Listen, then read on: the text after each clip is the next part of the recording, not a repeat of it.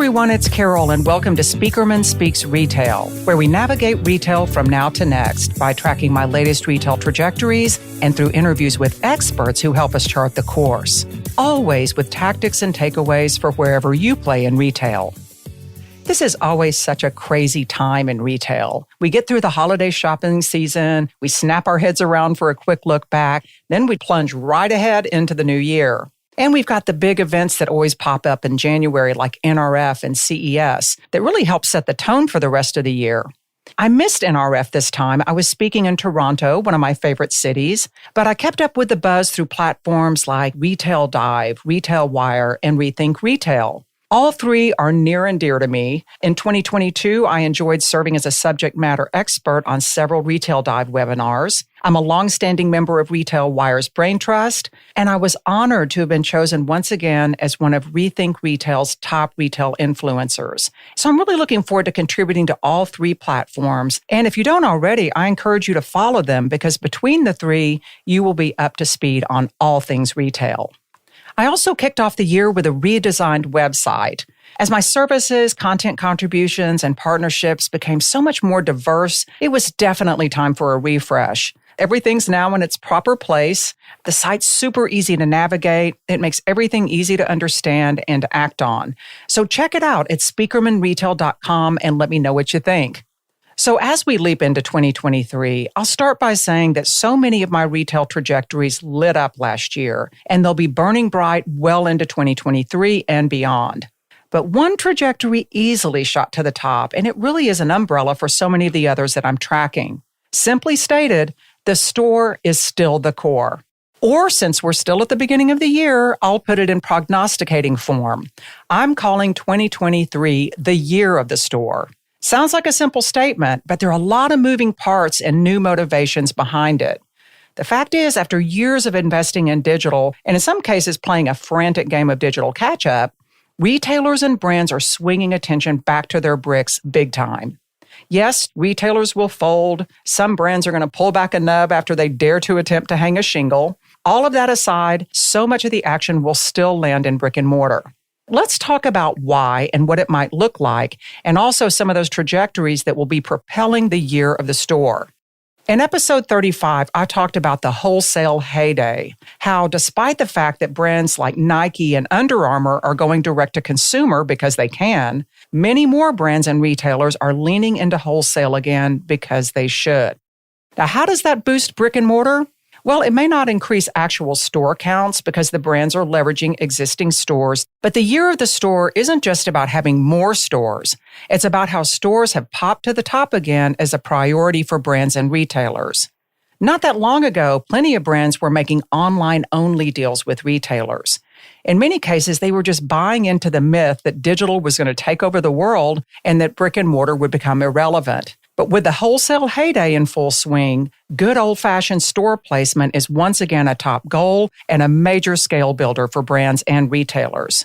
In some cases, wholesale deals are becoming a lifeline for ailing brands like Peloton. We know that Peloton's a digital-first fitness brand, but they hooked up with Dick's Sporting Goods for shop-in-shops last September as part of their big turnaround strategy.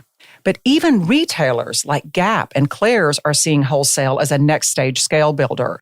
Gap continues to expand its partnership with Walmart for home goods. And at the end of last year, Claire's made a deal for shop-in-shops within Macy's in 21 locations.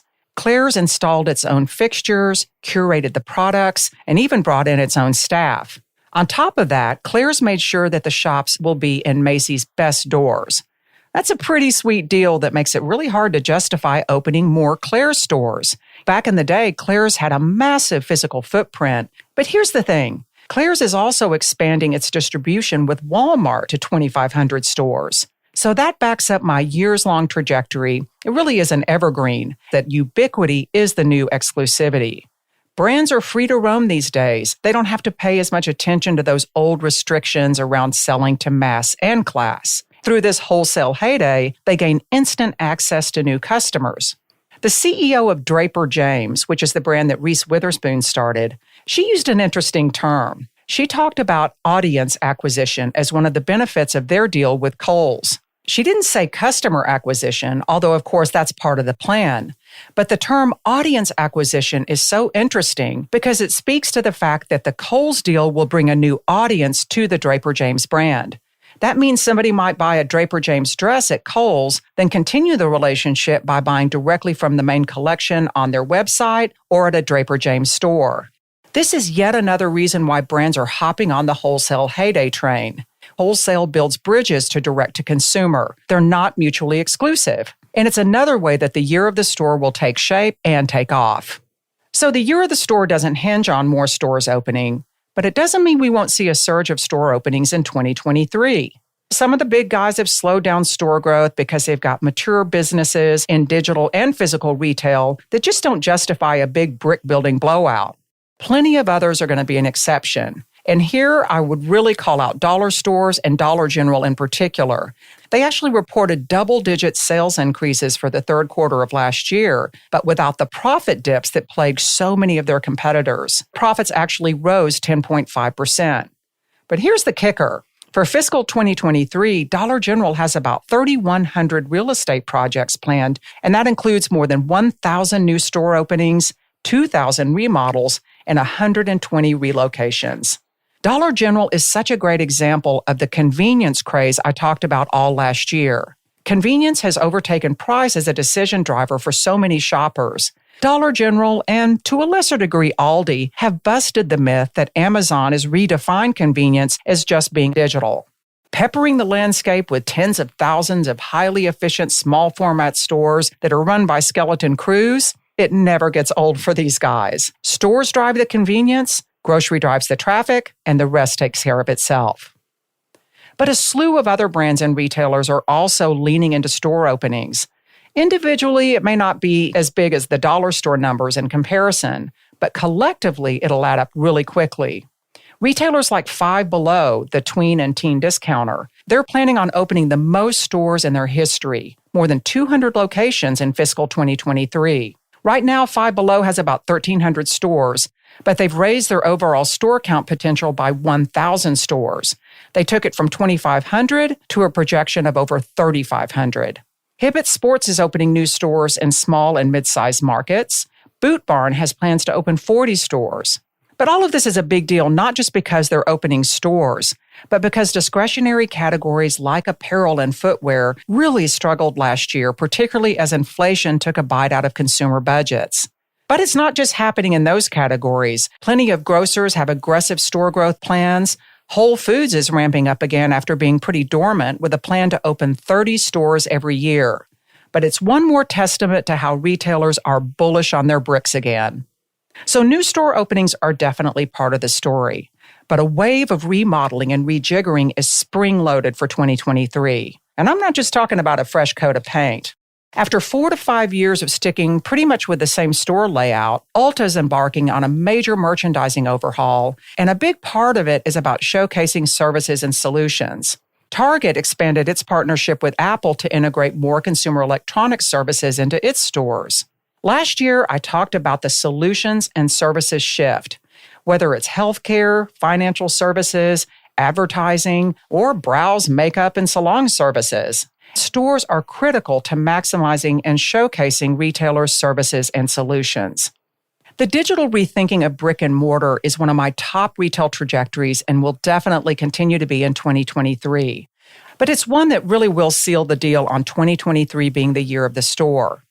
Now, we all know that everybody was buzzing about the metaverse last year. Many of the folks that I talk to outside of retail and plenty that operate inside think of the metaverse as an out-there concept.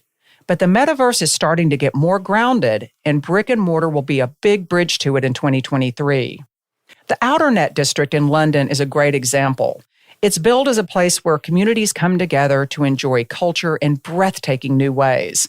It features 4-story high video screens, an LED tunnel, an underground music venue that holds up to 2,000 people, pop-up spaces, and more, including state-of-the-art advertising technology. So, of course, brands are going to want a piece of the action. Digital fashion brand Cult & Rain launched its culture world within the Outernet late last year, with 40 interactive wall-to-wall screens and access to a virtual showroom for the brand. But here's the thing. The focus has already started to shift to making physical experiences feel more like the metaverse rather than the reverse. As more of these technologies are tested and refined in these types of experiential environments that are really cutting edge, they'll make their way into mainline retail spaces. So we started with the far out stuff, but all kinds of practical digital innovations are already infiltrating retail, and all of it will explode this year. More retailers are signing up for Amazon's cashierless Just Walk Out technology.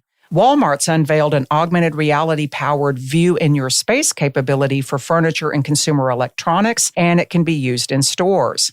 And coming to a Walmart near you soon, shoppers will be able to point their smartphones at a shelf and instantly sort products based on dietary preferences and other criteria. It's basically going to be like having an in-store search engine. And Walmart's quietly made over 6,000 drone deliveries in the past year. And you've got Best Buy just announcing that they'll be offering in-store pickup for items that are purchased through their live streaming events. So the store is definitely still the core for all of these new innovations and for these efficient, immersive experiences that are going to start to take off in 2023. For years, I've been talking about how retailers are flexing their multi-format mojo. At first, new formats were mostly a way for retailers to enter new markets that may not support their bigger boxes. That's still a big driver for the multi-format movement. It's why Rite Aid just created a new small format pharmacy that'll allow it to push into new neighborhoods. But in 2023, we'll start to see more retailers leveraging new formats for other purposes. And they'll come in every size and shape, from super small pop-ups to XXL flagships and combo distribution stores. Walmart's been doing the latter for a while, and Target just followed suit last year with a store in Katy, Texas that's 20,000 square feet larger than a normal Target store. It's all about supporting same-day fulfillment services for deliveries and digital orders.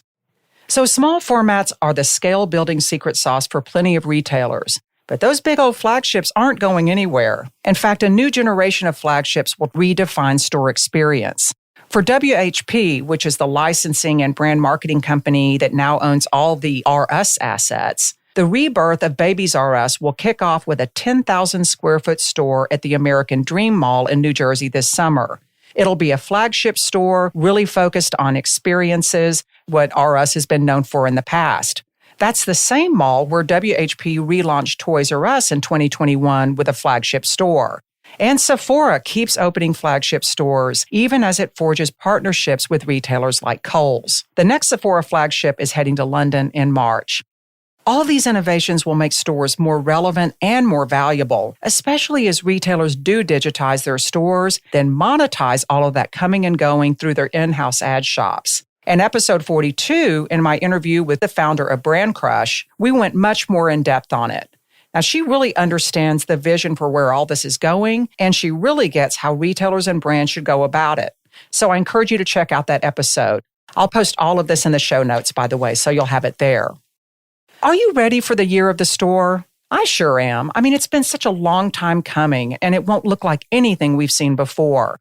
I'm speaking at several events in the next few months about owning and optimizing bricks-based opportunities. Those of you who operate stores, those who provide solutions and services that support physical retail, this really is your year. Whether you provide experiences that are high-touch, high-tech, or somewhere in between, there's room all along the spectrum if you meet shoppers where they are. Thanks for listening in today. I've got some really cool interviews planned for you up ahead. And in the meantime, I'd love to hear from you if you have any questions, ideas, or stories to share. Ping me at carol@spieckermanretail.com or hit my shiny new site at spieckermanretail.com to check out more insights, subscribe to my updates, and get the latest on events and other happenings. And if you like what you're hearing, please do like, share, and subscribe on your favorite podcast platform. See you next time.